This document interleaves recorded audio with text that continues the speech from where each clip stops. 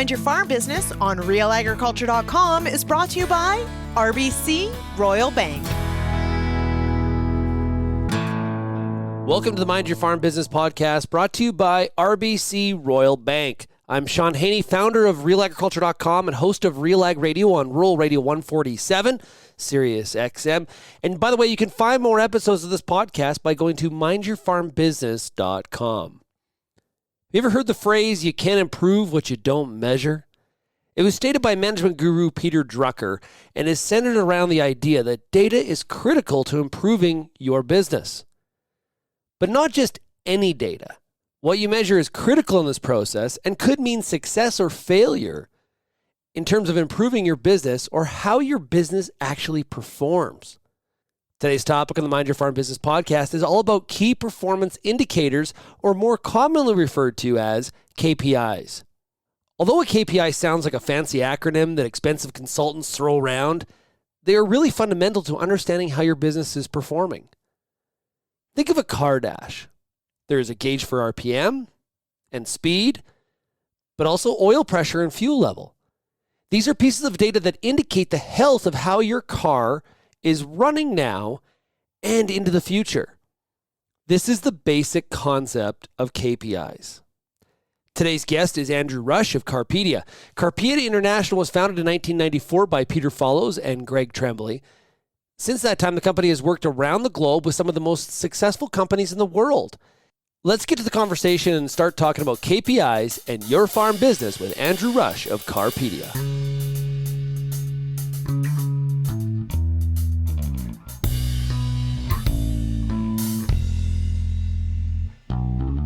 Andrew, how are you doing today? I'm good, Sean. How are you? Man, I'm doing fantastic. I'm looking forward to diving into today's discussion.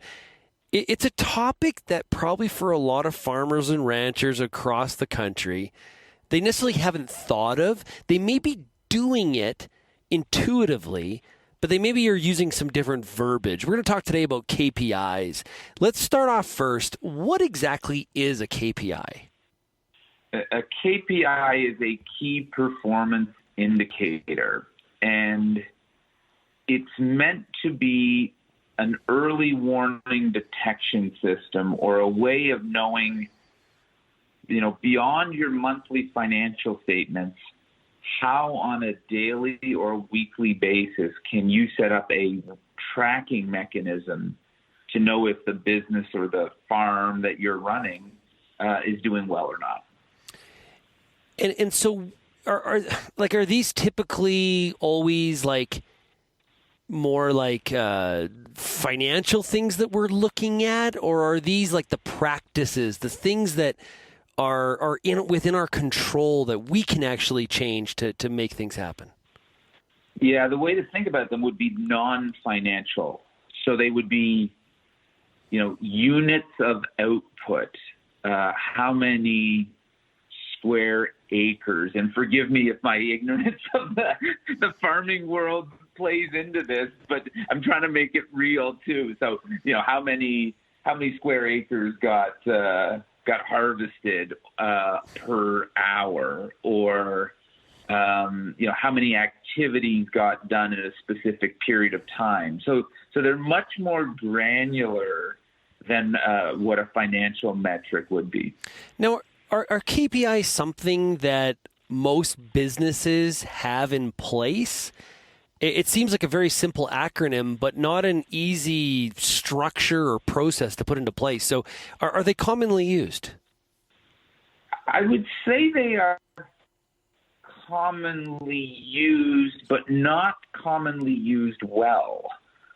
So most companies that I encounter have some metrics in some parts of their business, and it's been more, I don't know, hey, it would be good if we had a notion of what's going on over here, so we put in place a mechanism to track something, rather than thinking about the business and what are the most important things to know what the health of the business is over the course of a month, and then saying we need metrics to tell us if we got things done on time, if they were done properly, if they were done within the amount of costs that we thought they should be, right? It's usually more haphazard rather than structural. Yeah, okay. And into your experience, because you talk to a lot of different businesses of different sizes and many different industries, farmers are entrepreneurs. They're small business under that definition, but it is the big dollars involved. Sure. Is this harder for entrepreneurs and small business to implement as opposed to, say, like a Fortune 500 company that may have a whole floor of people dedicated to just tracking and putting numbers in place and doing these kinds of things? Talk about from a small business perspective. Sure, it's harder and it's easier, and I'll explain why that's the case. It's easier because if you are a small business owner, there are only maybe 5 or 6 things that are critical to the success of your business. And, we're talking about a very few number of people that are required to do the inputs. So you think of that versus a large business where you have hundreds or thousands of people that all have to be consistent in the way they record where they spend their time or what they do. And so where I say it's harder for larger businesses, it's because they might have really good systems, but what we find is they're overloaded with the amount of data that they try to collect. And the data integrity is often in question because there are so many people involved in having to input information. So I always find, actually, in talking to businesses that are at the early stage of this, of the idea of KPIs, that they're better off because they're not having to undo things or reinstall things. And so, the fact that a business is healthy without KPIs is good, but I know that a business with the right set of KPIs can be even better. How many numbers should I actually be looking at here? Is this a case of where I focus on one number, or am I tracking 25 things? How many things should I be tracking as to give me the proper healthy pulse of my business? What we've found over time is the sweet spot is 8 to 10. That if you have 8 to 10 metrics, typically 2 to 4 of them may not be on track, and that's about as much as a bandwidth as you want to try to be dealing with at any given point in time. If you're starting with 0, though, it doesn't mean that you have to go from 0 to 10. If you've got 1 or 2 to start with, and then you evolve over time to get to those 8 to 10, it's often a better way of eventually getting there than trying to go and install multiple different tracking mechanisms at once. Now, it doesn't take very much in terms of a Google search for KPIs you run into leading versus lagging.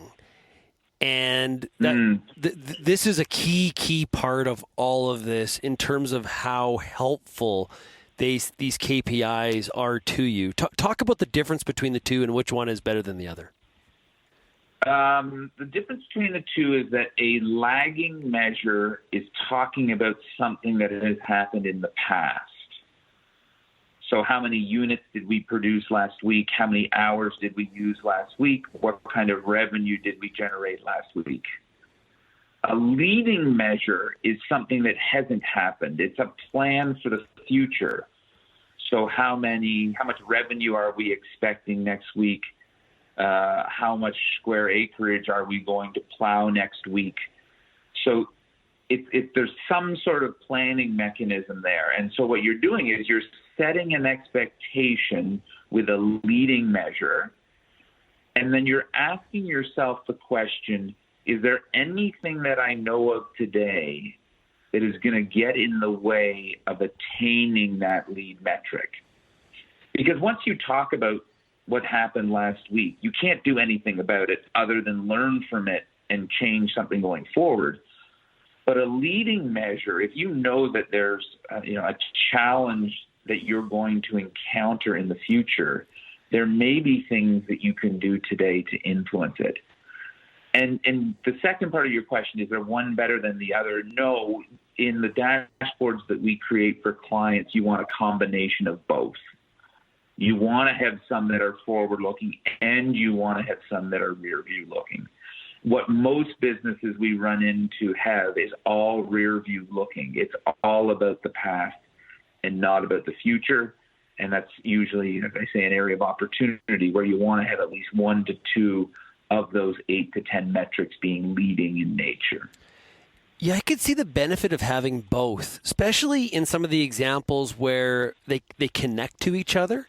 So, because over time you're able to look at some of the trends and be like, okay, we thought this should have been our goal as a leading measure to to get to the outcomes we're looking for, but we did that, and our outcomes necessarily didn't change in these areas that we were also tracking. So that allows you, because this is a process, right? Like, don't let perfection be the enemy of good. These can change over time based on what your goals are. Is that not correct? It's absolutely correct. And your statement about perfection being getting in the way of good is bang on. And it's something we see businesses struggle with often, that they're waiting to put in place the metric when they know that it's going to tell them exactly what's going on. And I'm not saying that's not the end goal, and it might be attainable at some point, but the learning that an organization goes through by starting to measure things, realizing that there are, challenges in the data integrity, challenges in how much time it might take to collect it, the frequency that you might view it, and it might not be realistic with, the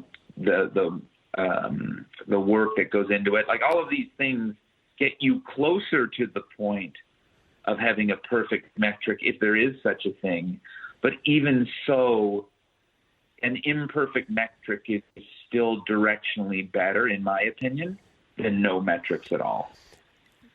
Do you find that some clients, as they try to develop their KPIs and put together that that dashboard, as you called it, you could have people that sort of throw up the roadblock of, well, because agriculture, we do this all the time, and sometimes rightly and many times wrongly, is that weather is an important variable for us, and so it's out of our control, but that can also become our crutch, where we say, all of this doesn't matter, because if it doesn't rain, it doesn't matter. And then now the hospitality industry can be like that too. Like, if you own a resort, your success could be very tied to how sunny it was. If you say own a golf course, or snow in a ski hill, or sunshine in a all-inclusive in Mexico. So how do you balance it all out with the things that are out of your control? There's two ways. One is in the realistic setting of expectations. And I had a boss that would tell this story all the time about trying to be better at golf. He said, if you plan on golfing 7 days a week for July and August to be better, and you mapped it all out and said every week maybe I'm gonna shave a shot off my score, you've created an unrealistic plan. It never plays out like that. There's going to be rain days. There's going to be days when you have something come up. So first and foremost, there's lots of historical data that you could get at. I'll try to bring it into the farming world to say that the average number of rain days is X. Therefore, let's not build a plan that suggests otherwise. Now, in any given year, that's going to, it's going to be better or worse. And so in the reporting mechanism, there are ways of building in, rain accounted for some part of why we didn't meet the expectation, but there is still a portion that was within our realm of control. And so what I usually say to clients is, did you do everything in your power to influence the outcome that was in your control? So it excludes weather, it excludes all of those things that are acts of God or, supplier related or customer related. And sometimes you can build that into a metric, but even if you can't, if you just build it into the way that you ask the question, like, did you do everything in your power to mitigate this from happening in the first part, and then with the time that you had, accomplish what you wanted? You can kind of tease away a lot of the noise that surrounds, the pure metric itself. We'll get back to the Mind Your Farm Business podcast, but first a word from our sponsor, RBC Royal Bank. This episode of Mind Your Farm Business podcast is brought to you by RBC. Maybe you've had an idea about upgrading your operation, or finally getting that renovation done, or buying some new equipment. Or you want to be a little less reliant on the weather from season to season. Get some help making it happen by speaking with an RBC Agriculture account manager. Then, set up an investment plan to make even more of your ideas happen. Visit rbc.com/chartyourcourse and get started today. Now, some of the listeners have teams. They have, a staff. But they also could be just, there could be 3 people in the family. So there's a wide variety here of the size of operations that we're talking to right now in the Mind Your Farm Business audience. If we do have to sell this to our teams as the leaders, what are some of the pitfalls to avoid as you start to talk about data and KPIs and measurement? This is the reason for failure right here. I mean, we've talked about the mechanics of KPIs. People will either embrace them or resent them. So the way that you prepare people for the idea that there are going to be measurements in place, and then the way that you use them is the most important part of whether they will be successful. You'll get to the point of them being accurate and having data integrity in it. So it starts from the moment that you decide that this is something that you want to do in your business, your organization, or within your family. And it's preparing people for the idea that we use the analogy of a lemonade stand. If you owned a lemonade stand, you would probably want to know how many lemons you use for every glass of lemonade you sell, how much time it takes to produce, and what you're getting, what revenue you're bringing in. It's no different on a farm. In order to know those things, we need to put in place some types of metrics. And so pretend this is me talking to my family or to the people that work for me. I would ask them if they agree with that notion. And most people would agree that that's important to know. So all I want to do then, as the leader of the organization, is put in place those same things that give me visibility when I get a bad batch of lemons or I'm not getting as much juice out of them as I would expect. I want those same things in place for the business so that we have better information about what's going on so we can make better decisions going forward to make the business a more profitable entity. And so what you're doing is you're positioning as a way of measuring the business success. What a lot of people hear when they hear the idea of KPIs or metrics is that it's going to be a measurement of them. And people are part of a process, but as the leader, you need to tell them that. You are part of a process, but it's the process that I want to understand in terms of how well it's doing. And then when you use the data, it's always got to come back to, well, how do we as a team collectively make the process better? There's going to be good performers and bad performers, and you might have to deal with them. But if you choose to use metrics for solely that purpose as a measure of the individual, then everyone on that team is going to realize that, and they will find ways of gaming the system, making numbers, look good when they're not really good. There's a whole gamut of things that will negatively affect the business, even more so than having no metrics at all. So, the people part is the most critical part in this whole process. In some ways, agriculture, in its different forms and shapes, there's a lot of variety across North America. It's like manufacturing in the open. It's like running an auto plant with a whole bunch of outside variables. We're crop. You have a production system to produce the crop. From a livestock standpoint, you have protocols and processes, and you're doing a lot of the stuff you would do in a manufacturing setting. We just don't think of it that way. Off air, you and I were talking about an example that you personally experienced in terms of KPIs. It would be great if you'd share that story, because I think it kind of shapes the purpose here and what the potential positive outcomes can be as you try to get people's heads wrapped around looking at KPIs and how trying to get to a desired outcome. Can you talk about that? Sure. Yeah. So the story is about a business that I took over running that did powder coating. So it's the application of powder on metal that then gets baked on for a harder surface. And essentially, when I took it over, there were 23 people in the business. It wasn't making money, and I didn't know where to start. And I would go out and I'd watch the two individuals applying the powder, and they were surrounded in a cloud of dust. There was powder going through the roof of the booth that they were painting in. It was going out the ends.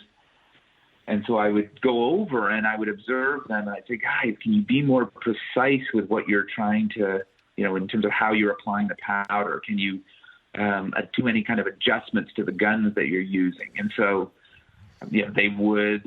And so I'd stand there for 5 or 10 minutes, and they'd give me a thumbs up, and I'd walk away. And then, an hour or two, I'd come back, and we're back to square one. And so I knew I wasn't exuding good management behavior. I knew I wasn't connecting with them. And what I realized was that I needed to put what they were doing in their daily lives at work into perspective as to what it meant for the business. So what I did was I figured it out that for every 1 extra millimeter of powder that gets applied, and we were using about 3 millimeters on average. So 1 millimeter equated to $300,000 in lost profit per year. So the next day, when everybody came into the plant, I had written 1 millimeter on the whiteboard, and everyone was scratching their head wondering what that meant. And then I proceeded to explain to them how that 1 millimeter on average equated to so many pounds per day of powder. This was the average cost per pound. And so if you extrapolate that onto a yearly basis, that's where that $300,000 came from. And so again, before the implementation of KPIs, in order to engage the employees in the importance of, how they impact it, I had to straddle the operating world with the financial world. And that led to a whole series of activities. And I got some eye rolls from people who said, does that mean you're going to put that money in your pocket? And I said, no. But what it does mean is that if we do recover this money, it gives me the flexibility to invest in things that all of you have come to me and told me, we need, which is a better benefit plan, higher wages, better equipment. Like, I'm not going to just go and spend the $300,000 immediately on all these things, but I can't do any of those things unless we have a better financial, stable organization. So I needed to connect them to that. And like I said, eventually 70% of the people bought in. Over time, some more converted because they saw that others were on board. Some never did, but that's okay. I think you talk to the people and bring along the people who are engaged in wanting to make the business better. And certainly that story and that lesson for me is one that's stayed with me about the importance of needing to connect for any frontline workers in any business, the importance of what they're doing day in and day out to the financial health of the company. Yeah, that gets back to the premise that everybody, no matter what they do in the operation, they have an impact on the output, the quality, the customer experience, the financial realities. All of that ties together, and sometimes people don't connect those dots. Well, I'm just doing this. What does it really matter? Well, actually, that thing that you're doing, if you did it, we've been measuring it, and if we maybe made this change, it would provide this level of improvement to the bottom line. People are like, really? Oh, wow. It makes a big difference, and it's unfair to expect people to know that unless you share your financial statements with them, which most business owners don't. So that it's a business owner's responsibility, in my opinion, to make that connection for them. They are the ones that, if they want it to succeed, they're going to have to get people involved, and making that connection, in my mind, is their responsibility. Okay, you mentioned people giving the eye roll, and that could be a spouse in the business, that could be maybe a father, or maybe it's a son or daughter, or it could be a team, a staff member, an employee. What do we do with the people that roll their eyes and are just like, yeah, I don't think so? What do you do? Do you just try to convince them, or what's the best? What are some of the strategies? At the early outset, I don't know. The strategy that I employed was not to try to convince them. Like, I just told you what the impact was. I told you that I would do what I said I was going to do, which was invest it if we recovered it. I did do that. Once we started to improve, I did make investments. So some people made that connection. Like, they doubted I would actually take actions and make the business better if we made more money. So that brought us some people. There was some degree of their peers wanting them to get on board. Those, to me, are way more effective than me as the leader trying to convince them. And I think a leader's time, you can do these things. You can paint the picture for them. You can explain why it's important and how it impacts them. I think time at the point where you're at that 70 to 80% buy-in is better spent getting feedback and ideas from the 70 to 80% than trying to win over the remaining 20. I think they will come on their own by other means, through their peers, or just eventually, seeing the benefit of it. But I think as a leader, you're going to get much better benefit investing those that are on the bus than trying to convince those that aren't. Andrew, thanks so much for this discussion on KPIs. I think it's something that is really, really important, and you don't need to get all the way there in a couple weeks' time. This is a process. Small steps are fine. And there's a lot of flexibility here. I really appreciate you sharing your insights. Is there places to go for more information about this kind of stuff? There is. If you go to our website, which is Carpedia, CARPEDIA.com, there's a resource section there where you could watch a presentation that I give on this topic. You could request the slide deck if you wanted to, and I'd be happy to share that. That actually puts this into a framework that people can use in their business. There's lots of resources on that page. Great stuff. Andrew, thanks so much for joining us here today. All right. Thanks for having me, Sean. I really think that many of you are using KPIs and just have never thought about it in that way. I would assume, though, that many of those data points that you're using are lagging indicators and not leading ones.